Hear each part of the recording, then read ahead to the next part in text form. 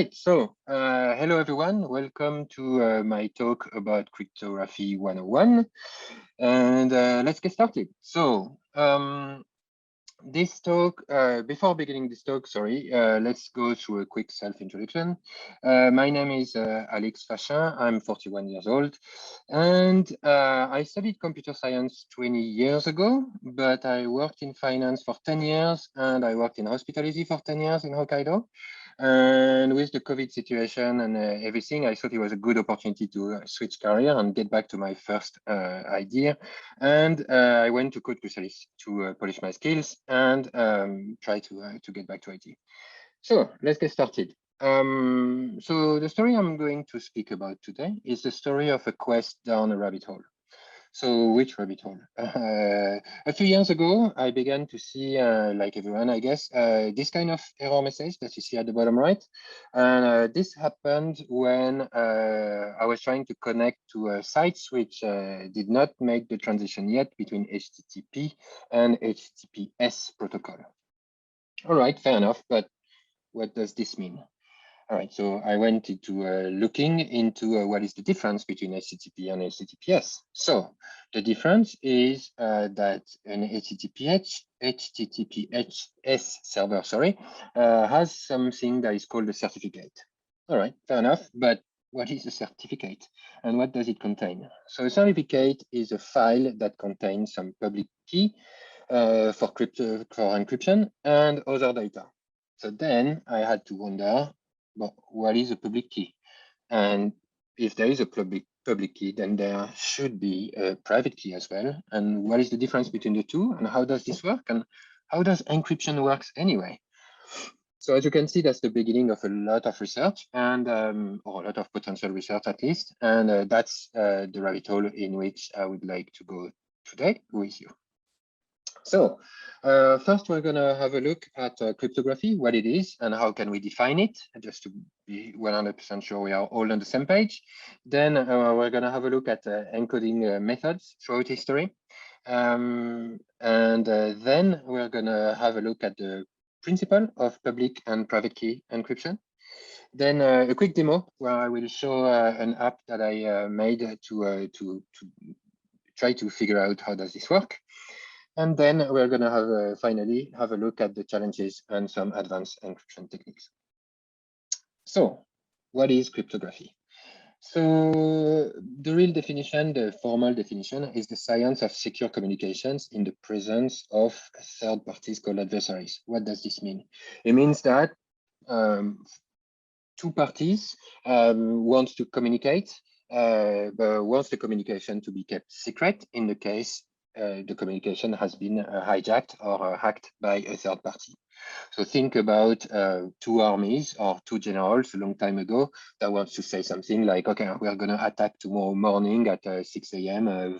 You go from the west, I go from the east or something. And obviously, if this message is captured by the enemy, they will figure out everything. And then your strategy, the strategy is a bit damaged. So some words, encryption is turning clear message into gibberish.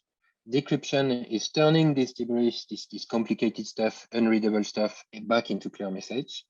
And the challenge, again, is to make sure that if someone picks it up, then they won't be able to understand it. So as you can see, this definition doesn't involve any kind of like modern technology or something. It's good because it turns out that cryptography or encryption was here as long as humans wanted to keep some stuff secret from each other. So as you can see, we have two pictures here of one device that was used on the left during the Renaissance period in Europe, and one device that was used during the Civil War in the US. So a few code and encryption techniques in history. So the first one was used by Romans, hence the name Scissor Cipher. The second one was used in Renaissance and is called Virginia Cipher. Then we're going to have a look at mechanical encryption machines that were used during World War II. And then finally, the dawn and the beginning of computer era. So Scissor Cipher, what is this? That's a very simple encryption technique, and basically where you switch each letter of a fixed subset. So here I displayed the beginning of the alphabet. And we are going to switch everything here from 3 case, but the number, obviously, of letters that you switch has to be kept secret. So say, for example, I want to encode the word dog, D-O-G. So D, I look, then that would be F. And then O, then I can look at it, then that would be Q. Then G, I can look at it, and that would be I. So dog becomes FQI. Now, this is very easy to understand. The problem is it's very easy to crack as well. When you have a pretty long text, you can combine the statistics of the message encrypted and the statistics of the language, and to see, for example, that E is the letter that should appear the most often. So if you have a letter that appears very often in text, very likely it's E, then you find the offset, then you crack the code. Now, the second algorithm I will speak about is the Wegener cipher. So the Wegener cipher, this grid looks really, really complicated, but just think of it as 26 Scissor ciphers piled on top of one each other. So we will use a different Scissor cipher for each letter of the encoding message. And for this, we will need a key. So for example, we will use the key dog, D-O-G. And that's the key that we share between the two parties who want to communicate. So first, the letter D, so we are going to use this Scissor cipher. Then the letter O, then we will use this Scissor cipher at the line O. And finally, G, so we will use the third Scissor cipher.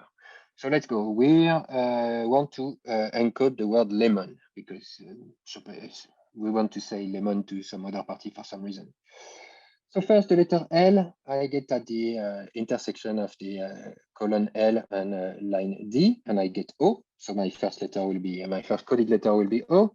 Then the E, then I go at the intersection between E and O, and the O of the key, so that will be S. And then the same thing, so that will be S again. Then R, then B. And so I could encode lemon to OSSRB. So you can see here that the frequency attack is much more difficult to pull off because the different letters have been encrypted with the same letter, SS, and likewise, you can see cases where the same letter, the E, can appear with two different letters. So frequency attack is much more difficult to do. And the code was invented in, first documented in 5053, and the first attack was documented more than 300 years later. So to tell you the robustness and the resiliency of this algorithm. Now we'll go to even more interesting, which are mechanical systems, which were used during World War II, because the Germans before World War II spent a lot of time about encryption technique. With Enigma. So this is the machine that was used during World War II to encrypt the message from the Germans. And it has a lot of possibilities. And even today with computers, it's relatively difficult to hack. And the story was the purpose of a movie with Benedict Cumberbatch called The Imitation Game, which does a relatively good job of describing how it happened in real life. It was one of the first computer made by Alan Turing. So from a technological point of view, the technology that was used to hack this system was really, really interesting. How does this work? You have a first keyboard at the front of the machine, and you have a second panel at the back with 26 light bulbs. And each time you press a key, then a light bulb turns on, so you see the light, and so you see the letter that is corresponding to one. So for example, if I type hello, H-E-L-L-O, I type H, and then one light comes up. So for example, B, I don't know, then E, then it would be Z, then etc. You understood. So what is super interesting to understand, especially in our digital world of 2021, is that this is a physical principle, which means that there was an actual wire that went from the key H to the light B or something, and these wires were changing all the times. So how does it go? It goes to the front, gets mangled at the beginning, then it goes to the back to those three geared wheel that are called rotors, and the rotors were turning all the time, which means that if I pushed L twice in the word hello, then the same light bulb didn't light up twice in a row.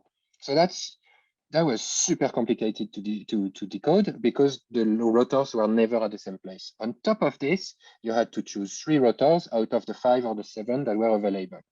Now, when we say this, we could see a problem, which is that every month, all the German army had to communicate, okay, next month onwards, we will use the rotor number 3, 5, and 7, or whichever case may be. And so these keys, this encoding principle had to be shared and distributed through real courier. So, and that was one of the weak points where like, what happens if the couriers get lost? What happens if they are intercepted, etc., etc. So after we enter post-World War II at the dawn of the computer era, where more computing power obviously opened the door to much more elegant algorithm, much more elegant functions. One thing to notice was in 1976 was published an algorithm called the Diffie-Hellman Key Exchange algorithm, from the name of the 2 researchers. And this algorithm is still used today when you connect to a secure website. There is a Diffie-Hellman key exchange that is used to decide so that you and the secure website decide and build the key, the secure key that you're going to use for the communication afterwards. So it's a very, very interesting algorithm and a very enduring system. And it has pretty much the same principle that the algorithm are going to speak about, which is the RSA algorithm. The RSA algorithm were established in 1977, and we're going to see how it works with the demo. But just before the demo, and please bear with me for 30 seconds, because I will have to speak a bit about mathematics and more particularly, about modular arithmetic. So what is modular arithmetic? It's a very complicated name, but just think about it as making operations and making computations on the face of an old 12-hour clock. Okay, so when you are looking at the time on a 12-hour clock, it's 10 a.m. and you want to say like, okay, let's meet someone in 5 hours, then you do 10 plus 5, so that's 15, but there is no 15 on your clock, so you have to turn and make one more round trip, and then you get the result, and it's 3 p.m., right? So modular arithmetic is exactly the same thing, except that it's not always on a 12-phase clock. It's different numbers. And sometimes we don't make one round trip. We make 2, 3, 4, 5, and a certain number of round trips. And that's where there is cryptography and where we have the secret, because we don't know how many round numbers we do. So we compute all the time the remainder by 12 or by the modulo we choose. For example, as I was saying, 5 plus 10 is equal to what? Well, 15. But in our modular arithmetic modulo 12, it will be equivalent to 3. So 5 plus 10, you see the arrow rolled around, circle around the 12-hour clock, and went back on 3. So 5 plus 12 is equal, so we say congruent to 3. Okay, so we define a plus, so we can define a multiplication, we can define powers or something, and that's the key principle of the modular arithmetic that is used. So time for a quick demo. So this is a page I made to illustrate the principle of RSA algorithm. So you can see that I have 2 examples of public and private keys at the top. So a public key and a private key is a set of 2 integers each. So 2 integers for public key, 2 integers for private key. And we'll see in a short while how they are found out, how they are determined.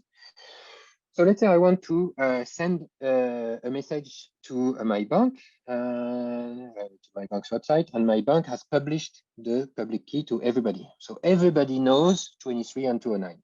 And by the way, do not use this public key to encrypt any private information, because the numbers are way too small and therefore it's not secure. But the principle is the same.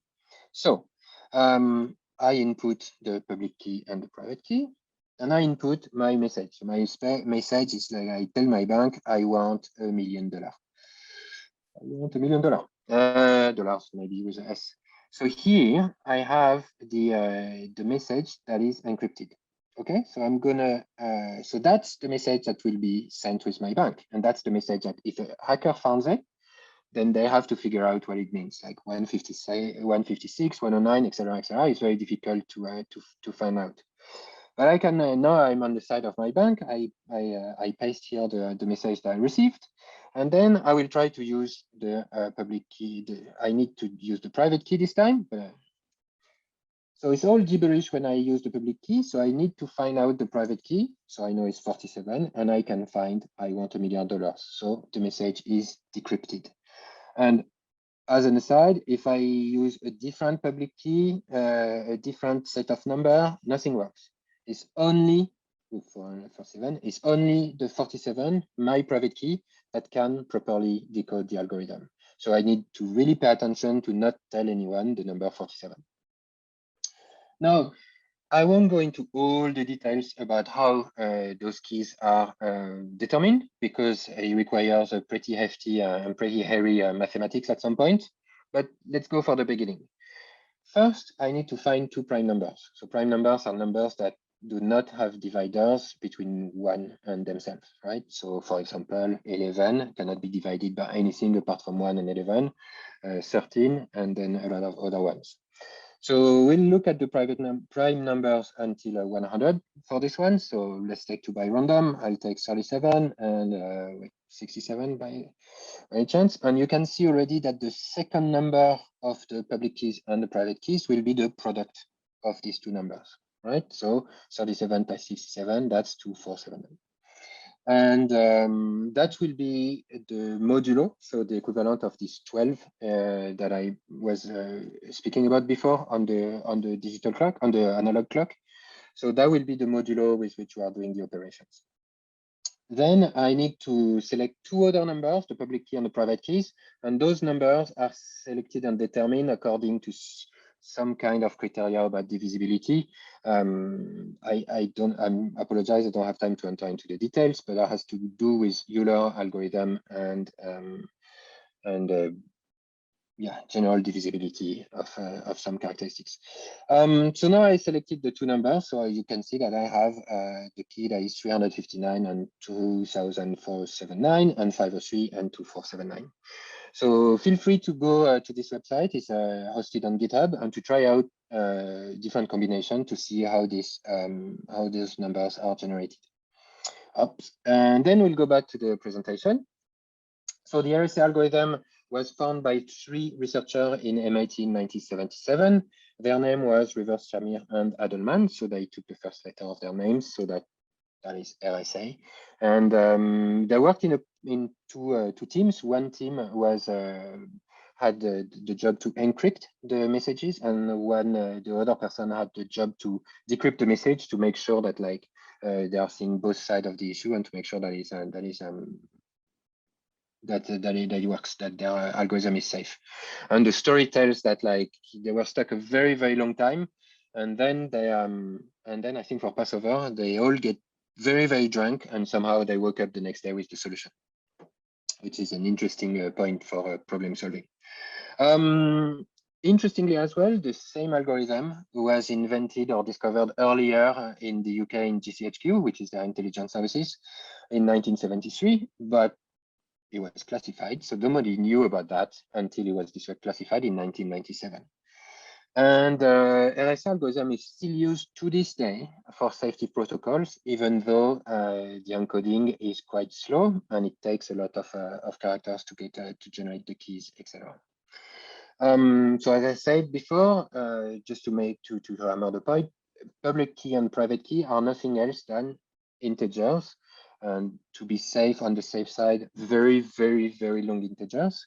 Why is that? Is so that the brute force algorithm, so trying everything. Is it 1? Yes. Is it 3? No. Is it 7? No. Is it 13? No. So people are gonna try a lot of algorithm, a lot of different prime numbers. But fundamentally, a public key is a set of 2 integers, and a private key is a set of 2 integers that are determined so that it works very well when we are trying to decrypt the algorithm. Now, there are some limitations with this algorithm.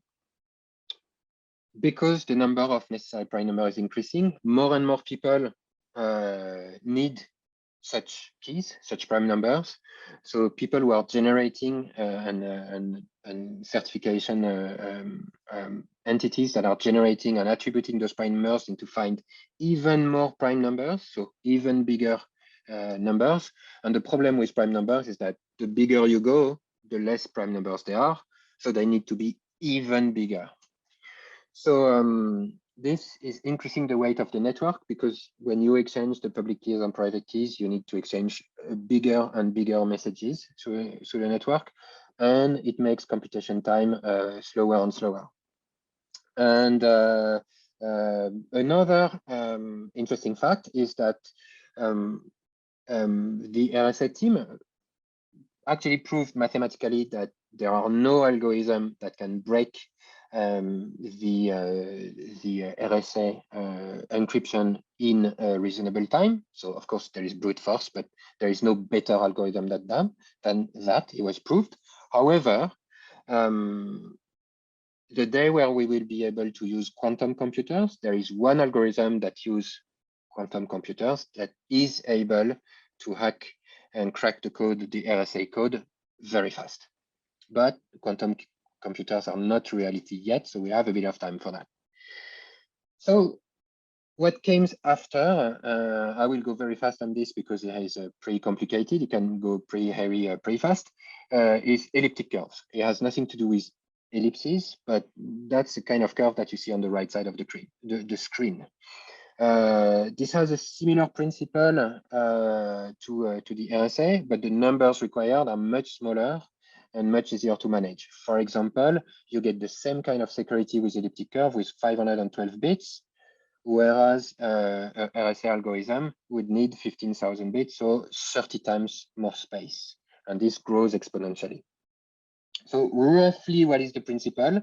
You have a generator point on the curve, and you associate your character that you want to encode to another point on the curve. So here we want to try to encode the character A using the generator G. So you draw a line, you draw the line between A and G, and it intersects the curve at point B. You take the symmetrical of point B, and then you end up with the final point, or the intermediary point, that is A plus A. So now you define a way to multiply A by 2, kind of thing, and then you can do it again. So you do the straight line between J and 2A, and that's C. You take the symmetric of C, and then you get 3A, then 4A, then 5A, then 6A, etc., etc., etc. And where the cryptography is that the secret is in the bit in the same way that, like, when you look at a clock, you don't know how many turns of the 12-hour clock you made, and that's where the secret is. Here you cannot know, when you have just a point, how many times did you add A to end up at this point, and that's where the secret lies. Oops. So well, that's interesting. So if you want to know more, you have, I would suggest to watch the computer file series. There are a series of lecture on YouTube that are really, really good and not so technical. And as well, I really, really recommend all the YouTube channel of some person called Eddie Wu, who is a mathematics teacher and makes everything so accessible, even if you are not either interested or super good at mathematics. His channel is really, really, really amazing.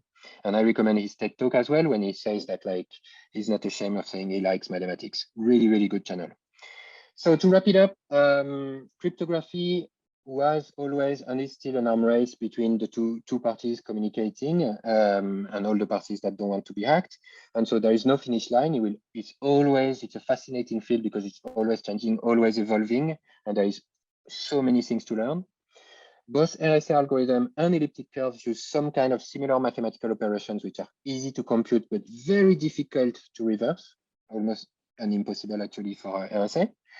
But one thing to remember is that the best of encryption algorithm cannot make up for silly mistakes. So 1, choose your password wisely, and 2, do not commit your credentials on GitHub.